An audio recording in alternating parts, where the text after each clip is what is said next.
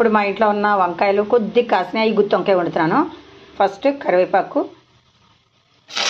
ఇప్పుడు ఉల్లిపాయ టమాటా పేస్ట్,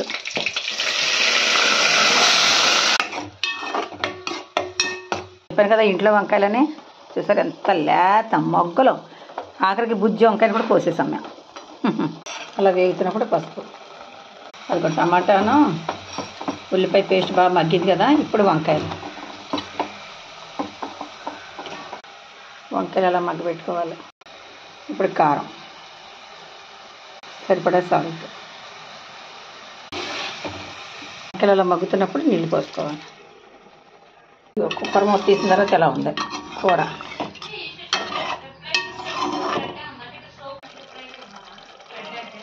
ఇదిగో గుత్తి వంకాయ కర్రీ రెడీ. ఎంత బాగుంది చూసారా, ఇంట్లో వంకాయలు కదా అందుకని ముద్దుగా చిలకల్లాగా ఉన్నాయి. చిన్ని చిన్ని వంకాయలు, చాలా టేస్టీగా దుప్పు చూశాను.